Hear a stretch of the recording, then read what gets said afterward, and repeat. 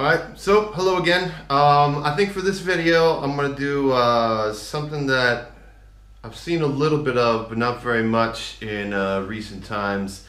So I'm going to explain the process of getting your license, your driving license, car license in China, at least for my city. It must be known that it is very possible that each city in China might have a different process in acquiring your driver's license. So a little bit of information we're going to start off with is that if you have your license, your driving license from your country right now, and you might have the international driving license that I've seen advertised before and I've looked into, those licenses are good. Like your license especially is a very good thing to have if you want to drive in China, if you are able to buy a car in China as well, because they're quite expensive.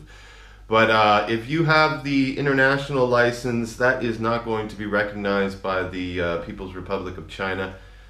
At least in my city. Like I said, it could be different in another city, but as far as I know, it is not accepted. Alright, so when I got my license, I didn't have, and I didn't think about bringing any kind of like recording equipment or even cameras at the time, because sometimes police, they do not want the information being publicized, and it's a little bit understandable. It's more of a serious kind of thing that they kind of handle in China. But so anyways, process: if you have your driver's license from your country, you will go to the DMV, your local DMV in whatever city that you're in.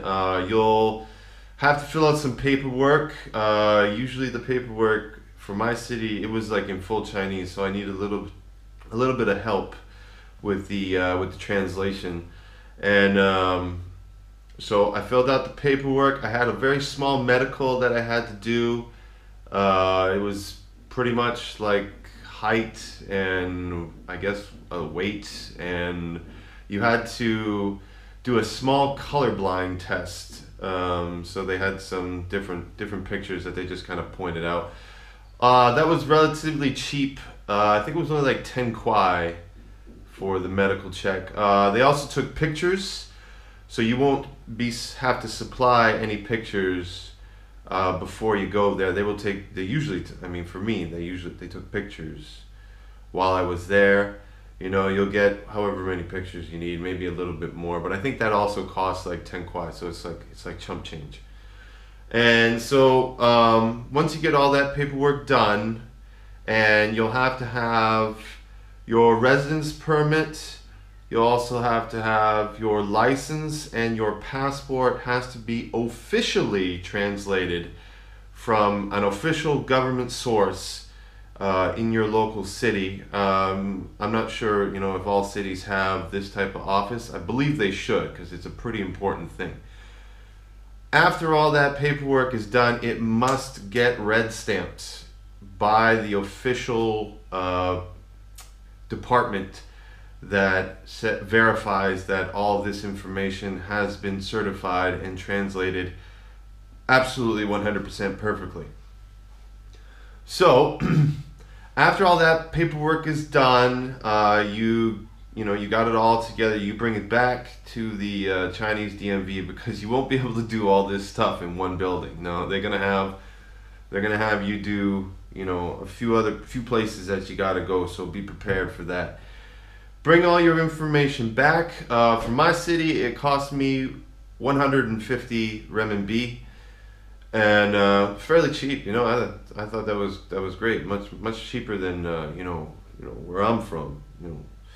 So all that's set up, and then they will give you some sort of like little receipt, and on the receipt it'll have like a date and a location, and they will inform you of where to go. And it would be best to maybe bring, if you're not so good with Chinese, or the Mandarin language in particular, it would be best to bring a Chinese friend with you who can spend a little bit of time with you, because this might take a good morning or a good afternoon. Usually it was in the morning for me. So anyways, after you get all that, you're going to be sent to a testing area, a localized testing area where everyone will be writing their test. So you go to the place, you gotta wait. You'll need all your information, all the paperwork that you get from the DMV, plus your passport. All this information, including the receipt, must be with you, and you must give it to the police officers that will be there. And if you have a Chinese friend with you, they will obviously explain the same thing, because they also have to do this exact same thing. So you'll sit there, you'll wait a little bit, they'll call you up, and you'll sit at a computer for your first test. This is test number 1. Now, if you have your license already and it's already set up, this should be the only test that you have to do. And in this test, they'll tell you that there's I think there's 1,500 questions, or maybe 1,000 questions in a booklet. And in this booklet, they're only going to pick out 100. So you pretty much have to study for it, maybe a little bit. I'll be kind of honest with you, I didn't really study at all. I'm more concentrated on the traffic police hand signals, because these are very, very specific, and it depends on which way the traffic officer is directing traffic, or if he is attempting to pull you over. You have to listen to these things, and you have to understand these things, because if you do not, you're going to probably get into quite a bit of trouble, because there's cameras everywhere. You drive in a car, you're not going anywhere. They know where you live. They got all your information, especially being a foreigner. So the rest of the laws are fairly straightforward, fairly common sense, just like anywhere else in acquiring your driver's license. And for me, test number 1 was really, really simple. I mean, I didn't even bother reading the book. I read the hand signals, went in there, no studying, and I got a 91 on the test. Now, saying that, I probably should have studied, because out of the 100 questions, you are allowed 90 correct and only 10 wrong. So it means 1 mark per question. And if you get below 90, you got to do it again, which means you are going to have to pay another small amount of money. I don't know if it's going to be the full 150 RMB, because I didn't fail it. So if you pass and you have your driver's license in the first test, you get your driver's license, your Chinese driver's license. Now, there might be complications with people that have larger English names. I know for me myself, my name in total is somewhere around 19, 20 different letters. So they looked at me and started laughing. So they let me use my Chinese name, and my Chinese name is Da Xiong, which is Big Bear. And I know that doesn't seem correct, but for China, to the space that's given for a person's name only goes to 3 or 4 characters, maybe 5 on the Chinese license, because Chinese names are not as long in their characters that they use in obviously the calligraphy. So that's that. You get your license. If you have your driver's license already from your other country and you pass the first test, they will, it'll take a couple weeks, maybe more, maybe a month, I'd say at most, definitely. And you'll have your Chinese driver's license, and I will show a little picture of my driver's license in the video here. Other than that, you could be like me and not have your license before you come to China, and then you want to get your license when you're in China. Now, I had my license when I came to China, but it was an expired license, and they will look into that. The laws are changing. Pretty much every year, you know, they're getting really more strict. You know, they're even getting more strict on like the motorbikes driving around on the inner cities in most major cities, like, you know, Beijing, Shanghai in particular. So when I went to go get my license, you know, brought my wife along with me, and at the DMV they said, well, because you don't have your license, you got to go through the schooling. And I said, well, what's the schooling all about? And basically they just show you how to, you know, they just kind of train you on how to pass the electronic part of the driving test examination period. And I'll get to that in a moment. So, like I said before, you know, test number 1, I scored a 91 on it. I really should, I probably, to be honest with you, I should have studied maybe a little bit more, but I passed. I didn't care. My wife was happy that I passed. But then we moved into test number 2. And in test number 2, because I do not live in a city that Chinese people are very fluent or fluent enough in English to be able to translate the terminology of the driving license process to me, so that I could understand. I basically had to watch. So I had to go to school, and I had to sign up to the school.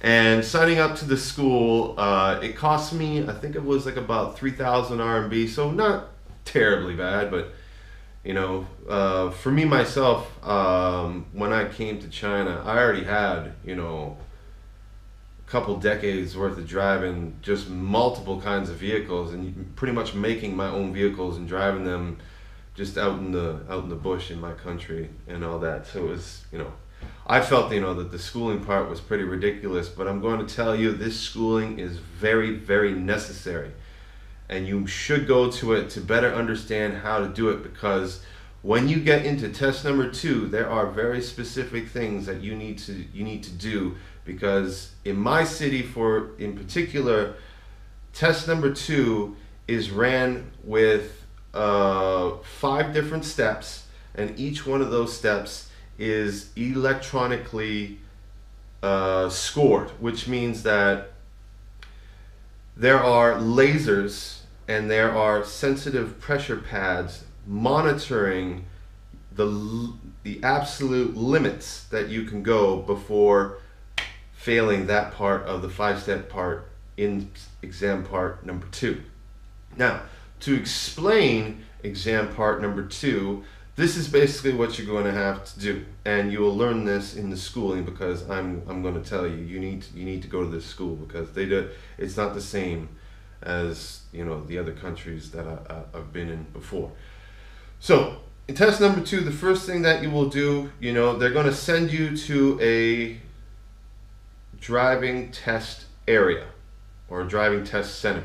And this center is blocked off, and I was told that I was not allowed to take pictures there. I really wanted to, but you know, to save the hassle of, you know, them getting upset at me and just, you know, telling me to go away, I didn't take any pictures. I just wanted to get it done, because this was a very interesting thing to me. I've never done something like this. When I saw it, I thought it was like how do I say it, like a go-kart track. I thought I was going to be racing around there, but no. That's a very wrong misconception on my part. So, examination number 2, part 1. What will happen is that they will call you up, and they will probably call you by your Chinese name, because, you know, usually the Chinese people, they'll be like, oh, foreigners taking this schooling just like all the other Chinese people that are going for their license. Right, and in test number 1, it is a very particular test, and it's very easy to fail. So easy to fail, so much that I've actually failed the examination stage 2 3 times, and 2 of the times were on test number 1. Test number 1, you will be starting your car in a position where you will be reversing into a parking spot, and it's a standard parking spot, but you only have, let's say, a few inches on either side, and I think it might even be about 30 centimeters on each side. Now, this is obviously, you know, a painted parking spot that you have to reverse in. But the tricky part about it is, on those lines that should be in a parking spot, they have like detection sensors, right? Like lasers, like literally lasers that will be going on every single side of the car to make sure that you are perfectly parallel inside the reverse parking spot. You will stop in the parking spot till the officer or instructor tells you to move. They'll give you maybe a hand sign, or they'll say something in Chinese. Then the next part is that you're going to move forward, and you're going to have to go to the left, and you're going to have to park perfectly parallel again without any parking spots. So pretty much you're doing like a 90-degree turn into this park spot. You will then stop again, wait for approval to move, and then you got to go back into the same parking spot in reverse. You will then stop again. Pending approval, you will move out again and back into the same the other parking spot where you originally started. Now, you do have to do this perfectly if you want to get no mistakes against you. And in my city, they said that I only get 1 mistake out of the 5 steps in the test 2. So doing that was a little bit nerve-wracking. This is a necessary process that has to be done so that you can pass the test. So moving on, if you pass that, you pass it. If you fail, you still get to move on, but you don't get to have any more mistakes. Any more mistakes means that you will have to do it again, the whole thing. If, you know, pass or fail in step number 1, we get into step number 2. Step number 2 is the rest of the 4 steps combined into one major obstacle course, we'll call it. Test 2, phase 2, in the 4 steps inside. The first thing that you're going to do is, you know, obviously you're going to get into the car, you're going to drive to a point, and in this point, for my city at least, I'm going to have to keep that clarified, is that you will have to do a parallel park into a parking spot, and then inside the car they have a little camera that will be watching you, and maybe a little speaker that will tell you, okay, proceed.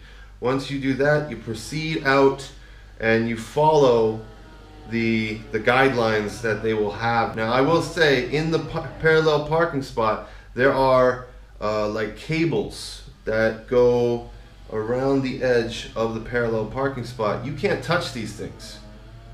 In fact, you can't even come near these things because there's also lasers that are so far from the curb and the wire that's running in the ground that you can't get into. Moving into the third part of the phase, I had to go uphill. Now in the uphill, they have these 3 lines. We'll put it like this, these 3 lines, right? So when you get uphill, your front tire is supposed to stop in a perfect spot, right? And the only way you're going to know about this perfect spot is if you go to the schooling, because you'll never figure it out just driving up there and thinking you're going to stop, because it's literally down to like centimeters. The lasers that are watching your tires will either mark you yay or nay, you know what I mean? So yet again, pass or fail, you still have to complete the course no matter what, because you're in the car and everybody else is going to be going behind you. So inside the car, they'll tell you proceed or whatever.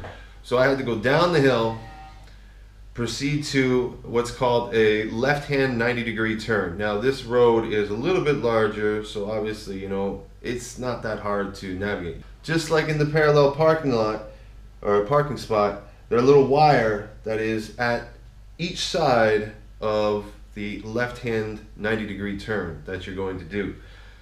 Get through that, no problem. Next step is what is it? That was 1, 2, 3. Next step is going to be the S-bend, which is quite literally what it says. And it will also have curbs, and it will also have wires running, you know, about 30 centimeters away from each side of the S-bend. So you just navigate through there.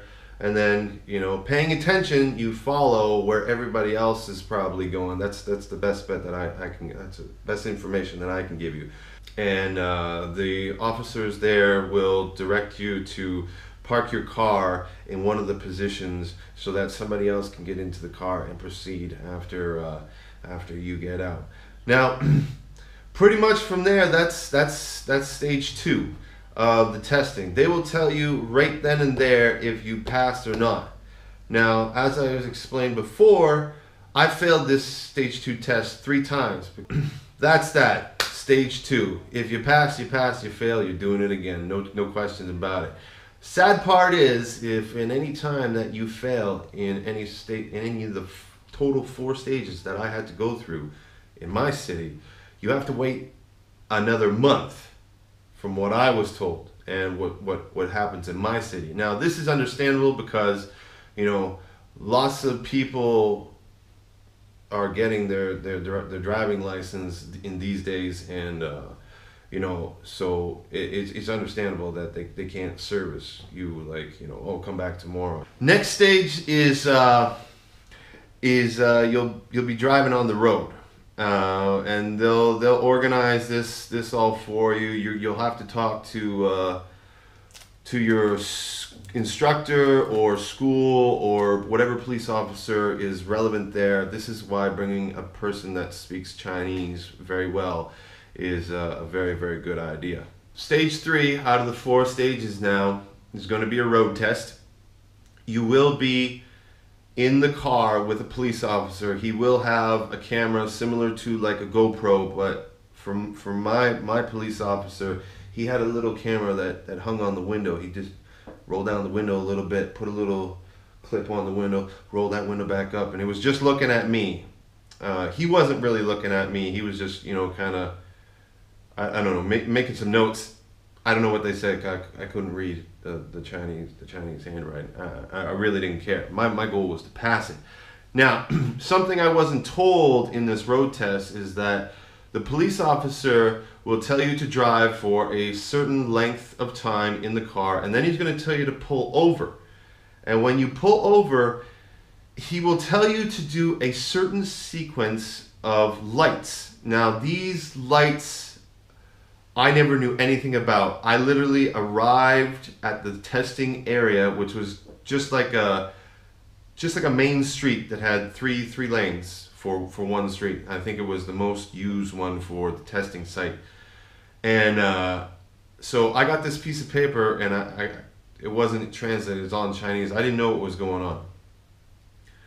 And so on the piece of paper, there was like 5 different ways that he will tell you to turn on the lights. He's testing you to know what lights to turn on in certain situations.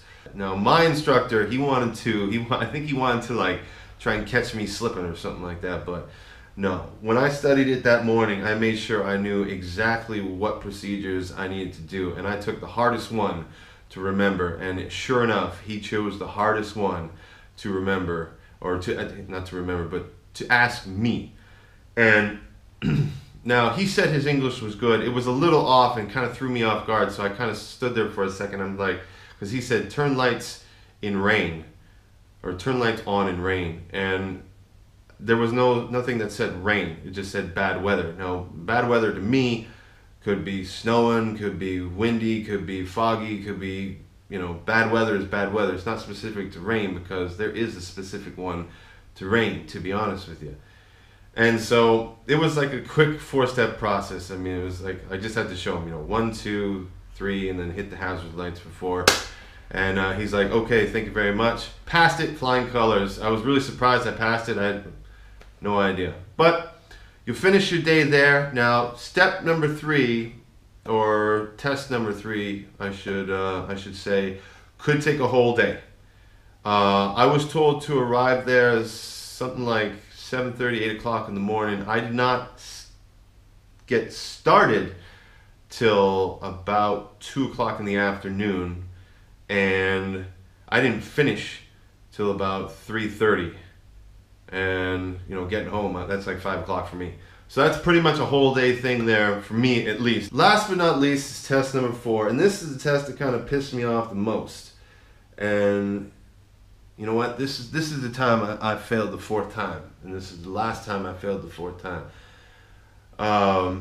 There is a new set of questions, and they're only going to ask you, I think it's like 50 questions, and you have to get it out of 100, and you have to pass again. Now, the funny part about it is, you know, I bought the driver's book, right? I bought it off Taobao.